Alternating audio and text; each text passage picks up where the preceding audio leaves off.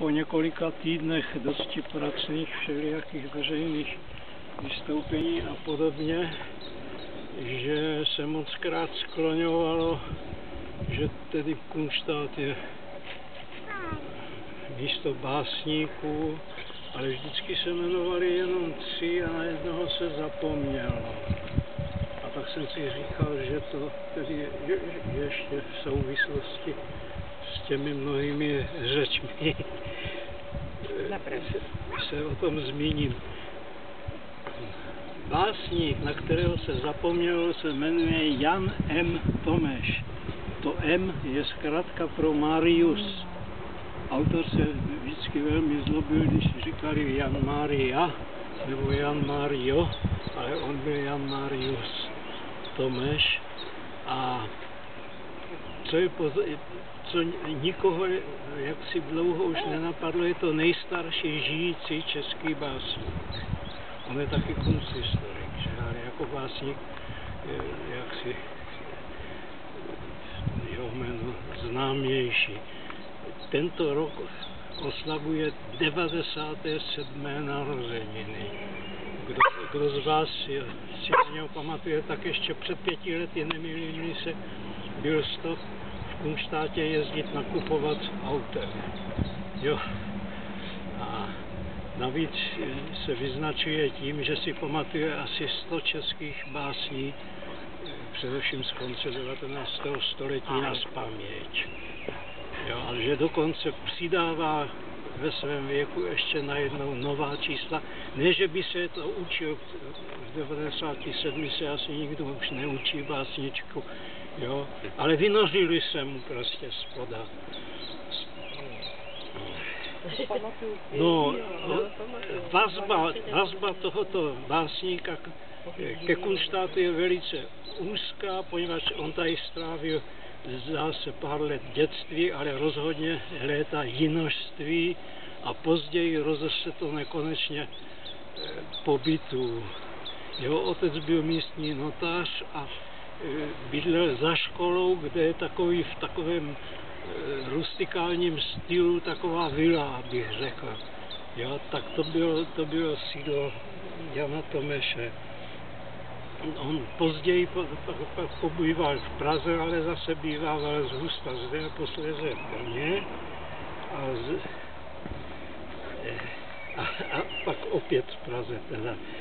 A od jara do podzimu, v posledních, řekněme, 20-30 letech, od jara do podzimu, on mě chce podrazit nohu. Od jara do podzimu, což znamená od kunštátské pouti 7.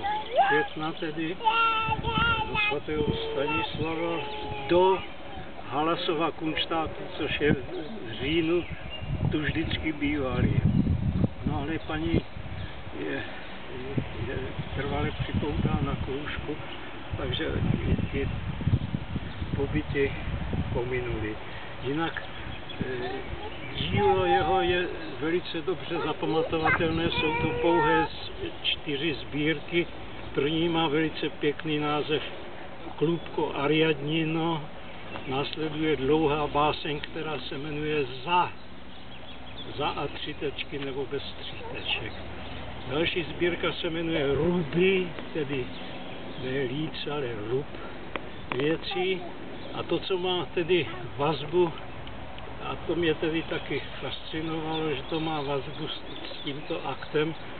Jeho nejpodstatnější sbírka se jmenuje Staré zahrady a jednou z těch zahrad je mimochodem Panská zahrada, přímo jmenovitě nazvaná, a vedle jsou nějaké v Itálii, ve Španělsku, v Německu a tak dále.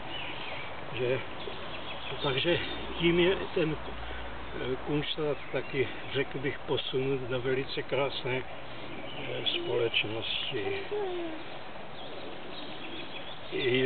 Jako kunsthistorik, tedy historik výtvarného umění, tak je autorem, nemýlím se, 26, aspoň v jednom slovníku poměrně novém, to stojí 26 monografií výtvarných.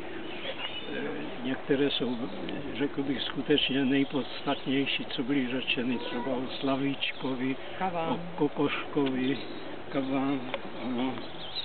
A Tichý, tam měla úděl velice trpký, poněvadž předchozí režim neměl rád Tichého a to, co tam Tomeš píše, se jim taky nelíbilo, takže to leželo tuším 6 nebo 7 let někde schováno, než to vůbec se smělo prodávat, že?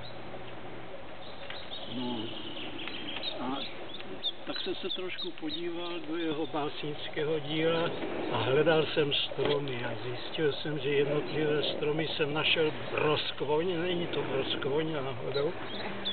A tuším, že v jedné velmi rané básni je lípa, ale jinak je to velice, slovo stromy je velice frekventované v tom jeho díle, ale ne jednotlivě, nýbrž skutečně zmnožené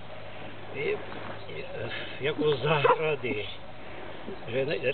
Tady jsem si musel nutně napsat citát, že u něho zahrady prorůstají k nebi, dávno už splanělé staré broskvoňové stromy prorůstají trámovým, tedy trámovým domem.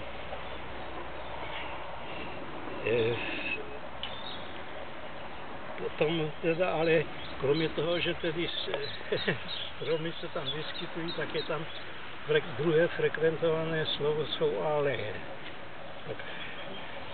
A tam je důležitý verš, aleje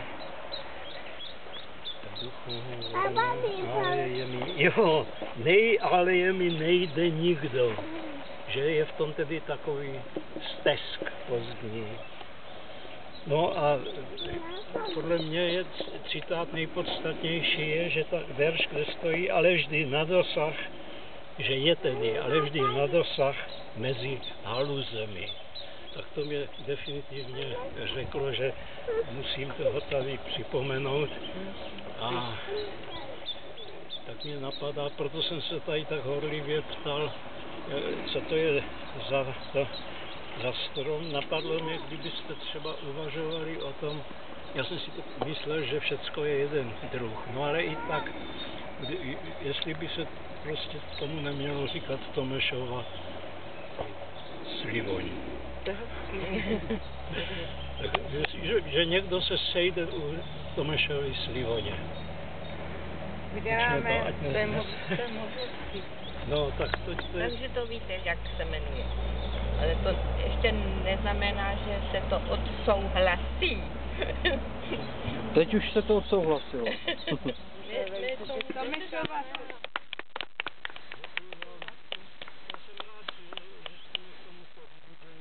To ještě něco udělal. Doufám. To mě hned napadlo. Se to rozvinete.